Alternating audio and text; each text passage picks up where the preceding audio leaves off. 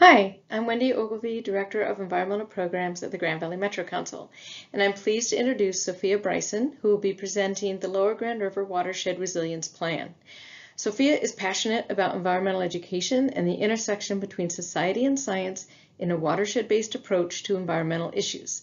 She graduated from Calvin University in January of 2020 and will be beginning at Duke University in the fall to earn a Master's of Environmental Management with a concentration in water resources. Hello, my name is Sophia Bryson, and I have spent the last 4 months working with ELGRO, along with other watershed and community partners and stakeholders, to develop a resilience plan for the Lower Grand River. As questions of climate resilience move to the forefront of discussions at global, national, and local levels, this document seeks to take a unique perspective. It approaches climate impacts and resilience from the watershed scale and seeks to empower subwatersheds to prepare for a changing climate. I'm excited to be sharing it with you today. I hope you were able to watch our keynote speaker, Beth Gibbons' presentation. She set the stage for this presentation by sharing what we can do to create change we need. Her points of hearing and achieving climate-safe development goals, finding opportunities, and being bold advocates for resilience will be reflected in this presentation. I will be explaining how the Lower Grand River Watershed's Climate Resilience Plan offers strategies that will build a better and more climate-resilient watershed through hands-on projects, data collection, and civic engagement. It matters to address resilience from a watershed-based perspective. Healthy, intact natural systems provide many benefits, from forests that sequester and store carbon dioxide to wetlands that act as natural flood absorbers. Using nature-based solutions in watershed management builds climate resilience by advancing awareness of risks and enabling science-based actions to manage those risks. Unlike political boundaries, watersheds legitimately correspond with an environmental, ecological, and hydrological unit. The scale at which impacts and changes arising from climate change can be observed and addressed holistically and cooperatively. Let's begin with some definitions that we're using in this plan. In response to climate change, adaptation is a complementary approach to mitigation.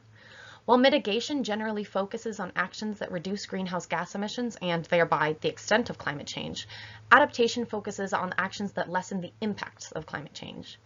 Due to the uncertainties of the nature and extent of those impacts, as well as their cascading effects, adaptation strategies have varying degrees of uncertainty too. Resilience seeks to address that uncertainty present in each mitigation and adaptation, designed to provide benefit to both human and ecological systems, regardless of the rate and extent of climate change.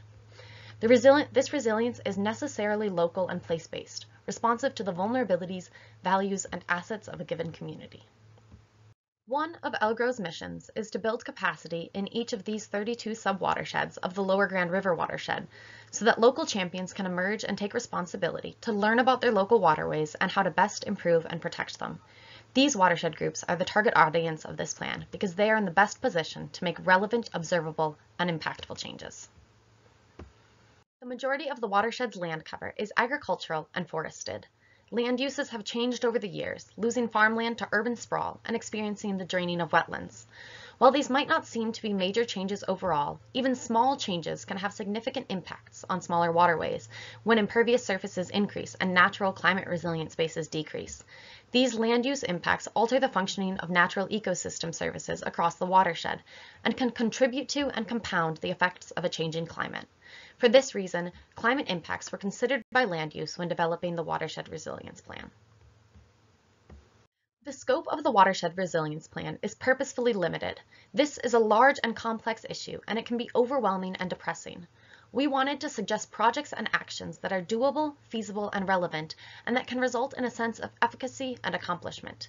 We reached this point by setting the stage with what we know right now, offering concrete, achievable recommendations that center around techniques for protecting, restoring, or mimicking natural systems, and providing tools and pathways to enable an informed, science-based response as a strategy for building resilience.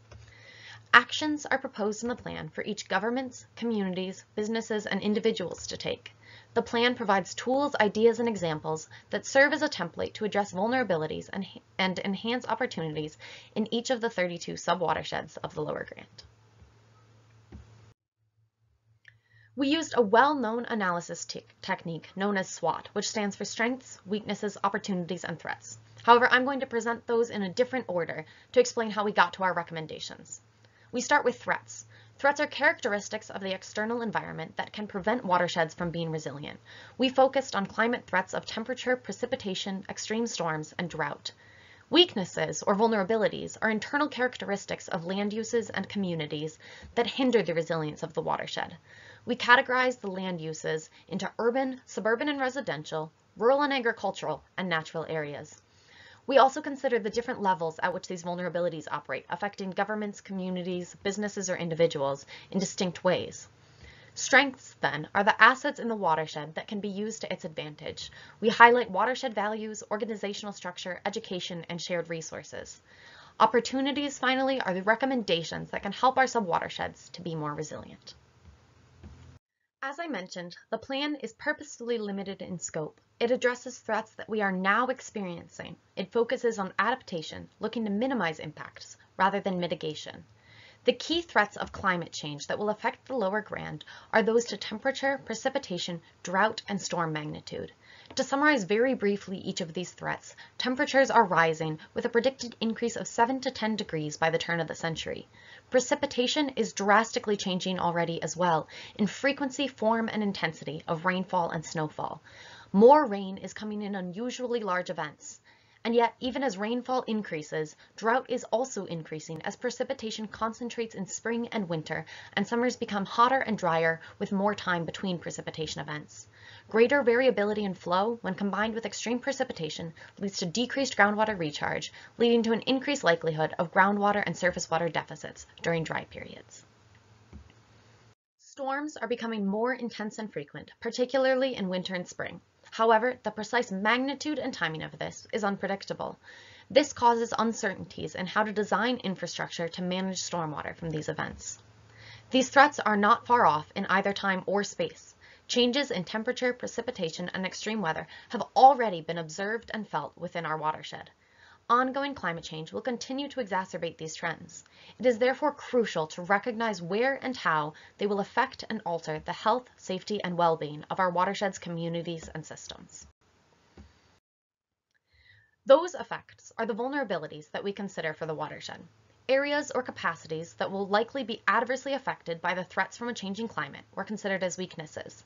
These weaknesses are discussed for different land uses, identifying and examining how their vulnerabilities are heightened with a changing climate. These land uses are separated into 4 categories: urban, suburban and residential, rural and agricultural, and natural areas. Urban areas are more likely to experience flooding, with impacts for infrastructure, property, and health. Urban flooding occurs when precipitation overwhelms existing systems in the form of insufficient or degraded stormwater or wastewater infrastructure. When essential infrastructure is disrupted, vital public services are also disrupted after an extreme event. Reduced functionality or complete loss of infrastructure poses serious risks to communication, transportation, electricity, food and water, healthcare, and sanitation. Many low-income communities are in low-lying areas or near bodies of water, where frequent flooding and damage to homes discourages economic development and creates public health risks. Disinvested urban neighborhoods often have a concentration of impervious surfaces, abandoned buildings, and lack of green spaces that could absorb floodwater. Vulnerable communities do not always receive the aid and relief funding that they need to recover from flood events. Together, these vulnerabilities make urban communities susceptible to the threats of changing climate. In suburban and residential areas, biodiversity is often already lacking, creating opportunities for the spread of invasive species, whose competitive edge will be enhanced by climate change. When wetlands are drained to create new developments, water still has to go somewhere and can cause flooding downstream. Manicured lawns add to the lack of natural areas and native species, which can decrease available habitat for wildlife. Suburban and residential areas are also subject to some of the same vulnerabilities from flooding as urban areas. Rural and agricultural regions of the watershed have their own vulnerabilities. With almost half of the watershed in some sort of agricultural production, runoff from farmland is a major contributor to erosion and sedimentation in our waterways. Some areas have been slower to adopt no-till or conservation tillage practices. Irrigation of crops will become more essential, but can lead to further depletion of groundwater as droughts become more common. A longer growing season might sound advantageous, but the planting, growing, and harvesting schedules of agriculture within the watershed are not set up for that and will have to shift their ways of operating their farms to adapt to these new patterns. Michigan is the only state in the nation without a sanitary statewide code. Most communities have no regulations concerning inspection and maintenance of septic systems. Often, people moving to rural areas have no ideas that they even have a septic system, nor that they have to pump it out every 3 to 5 years. The resulting issues of contamination exacerbate the negative impacts of climate change downstream and throughout the watershed. Natural areas, while possessing inherent resilience, are far from immune to the effects of climate change. Increased air temperatures lead to increased water temperatures that lead to a loss of cold water fisheries habitat. Changing ecosystems increase suitability for invasive species and pathogens or pests, while placing greater challenges on native species. With shifting habitat ranges, plants and animals are increasingly being pushed northward. Combined with greater variation in flows and greater variation in habitat, ecosystems are becoming more inhospitable to our native species. Ecological stress arising from climate change has the potential to further biodiversity loss. The fragmentation of habitat and the extensive network of artificial drainage that accompany development create unstable streams.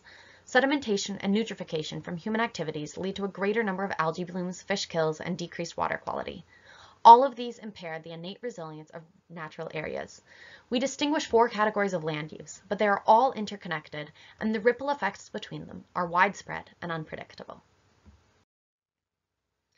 Despite the threats and vulnerabilities that the lower Grand River watershed faces, that's far from the whole story.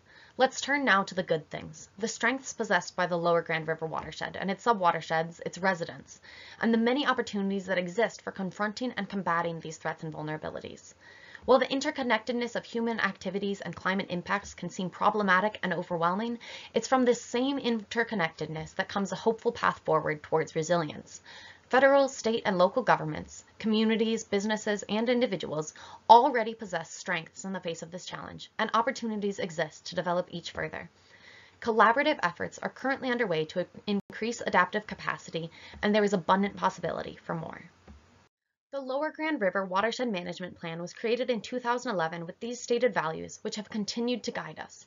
They are protected and promoted within the watershed through the efforts of subwatersheds and local governance, community organizers, and individuals alike. While the Watershed Management Plan's focus is to reduce or eliminate non-point source pollution, it has laid a strong foundation for resilience in the face of an uncertain future. It promotes and prioritizes all of the watershed's ecosystem services, which are the contributions of the natural environment and ecosystems to the well-being of humans and other species. Another strength are the members and partners of LGRO. These committees originally formed to develop the Watershed Management Plan, but the committees have morphed and responded to the current needs and focuses of activities. These committees bring together multiple stakeholders with a shared desire for a healthy, engaged, and robust watershed organization. They provide an avenue for voices of watershed residents to be heard, and they build capacity and partnerships that will aid in the development and implementation of resilience efforts. You can read about the goals and purpose of each of these committees on our website at lgro.org.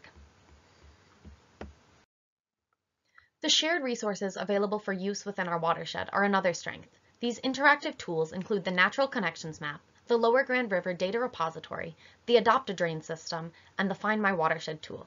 Each of these addresses a different aspect of watershed health and resilience, and all can be found on the LGRO website. With these strengths, we residents of the Lower Grand River watershed have so many opportunities. This plan is intended as a call to action for subwatershed groups. The recommendations focus on a variety of strategies, incorporating individual, community, and governmental action to build on and expand the strengths of the watershed. Both policy and practice will play an important role in building resilience at the watershed scale. Nature-based solutions that protect, restore, or mimic natural ecosystem function will look different in different parts of the watershed. Urban, residential, agricultural, and natural areas all have different suites of tools and strategies. Let's take a look at these opportunities and recommendations. At the governmental level, we focus on policy, planning, and practice as strategies to build resilience. This includes integrating adaptation strategies into master plans and zoning ordinances that will ensure long-term preparedness for climate change.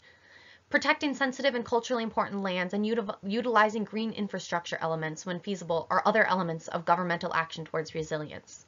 This includes special attention to areas where vulnerable populations live, whether low-income or low-lying areas, which are often the most severely and frequently impacted by climate change. Managing by watershed rather than jurisdiction alone necessitates a working relationship between governments and a collaboration on setting goals. Robust response systems and plans for emergency preparedness and public health are also crucial. At the community level, opportunities center on the places and spaces in which people live, work, and play. All communities want to have a sense of place that improves quality of life. Open spaces, street trees, parks, and natural areas create a more enjoyable environment, benefiting community connections, health, and economics in downtown, commercial, and residential areas. Clean, flowing waters support recreation, providing opportunities for paddling and swimming, while open spaces provide areas for hiking and biking. Developing and sustaining mutually beneficial long-term relationships with local partners has been one of the greatest things that has evolved in our watershed. Individuals, households, and families can make meaningful changes to strengthen not only their own resilience, but also that of their neighbors and of the watershed as a whole. By the participation and efforts of informed, involved, observant, and active individuals, opportunities for increased resilience at every scale can be accomplished. In addition to broad protection or creation of functional ecosystems, individuals can implement practices that wisely manage water and land resources by implementing green infrastructure at home, such as bioswales, green roofs, trees, permeable pavement, rain barrels, and rain gardens. Individuals can also become involved in activities centered on planning, protecting, and understanding their watershed and the changes and challenges it will face from a changing climate. For agricultural producers and small farmers, their adaptation techniques are different. Preserving active farmland through purchase or transfer of development rights is one tool. Using integrated pest management and other best management practices that protect water quality, like riparian buffers or filter strips, is another. No-till and other conservation management techniques to reduce runoff and drift can also be employed. Adapting or changing crops to irregular weather patterns will reduce vulnerabilities of crops and livestock. Partnerships with watershed groups can help explore grant options and incentive programs to pursue these changes. So individuals can make a meaningful change, adopt a drain, adopt a tree, adopt a stream, adopt a park, or adopt a neighbor.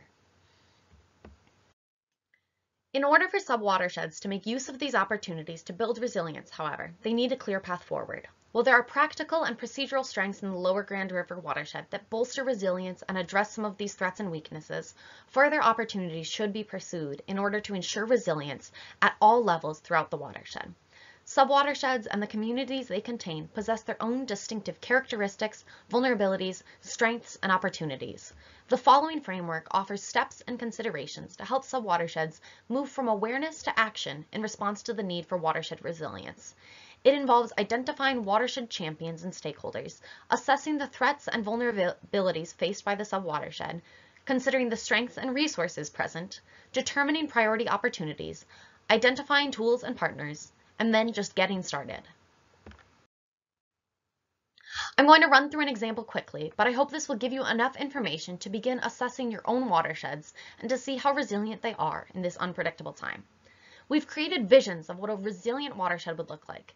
In addition to identifying current land use, we overlay potential restoration or implementation areas, shown here in bright green. These are included for each subwatershed in Appendix 3 of the plan. We'll be looking now at Rush Creek Watershed, shown in this map. It has a good mix of land uses to illustrate. To begin, we would identify or organize a dedicated team that focuses on this watershed. In this case, that's the newly formed Rush Creek Watershed Group. So that's a good start. We already have watershed champions. Step 2 is to assess the watershed, considering the threats posed by climate change. How are changes in temperature, precipitation, extreme storms, and flooding likely to play out in the watershed? What are the weaknesses of different land uses? Wetland drainage poses a particular threat to the agricultural southern regions of Rush Creek, while urban flooding threatens the northern portions of the watershed. With these identified, step 3 is to consider the strengths and resources. Investigate and evaluate the current measures and tools in place to bolster resilience. Are there cities within the watershed that have developed resilience plans or county-wide initiatives to plan for the future? In Rush Creek, this would bring together different conservation districts or environmental organizations who are already working on projects that promote or build resilience. Step 4 is to determine priority opportunities to address the threats, minimize vulnerabilities, and draw on the strengths of the watershed. Consult the map of critical lands and the recommendations for relevant and effective practices, policies, and procedures, and consider other locally specific concerns and responses. The table shown here outlines some of those recommendations based on both land use and level at which those recommendations operate. Riparian buffering, habitat protection, and wetland restoration are all priorities indicated by the visionary map for Rush Creek. Step 5 is to identify which of these are congruent with existing strengths and resources. Appendix 2 of the plan identifies the various tools and resources and watershed partners that are available to gather more information and begin addressing the opportunities identified. And then just get started.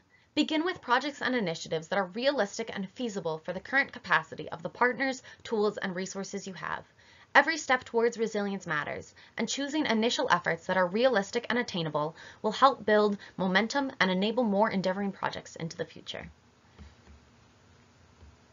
In conclusion, adapting to a changing climate at the watershed scale will be challenging due to the diversity of its natural resources and residents.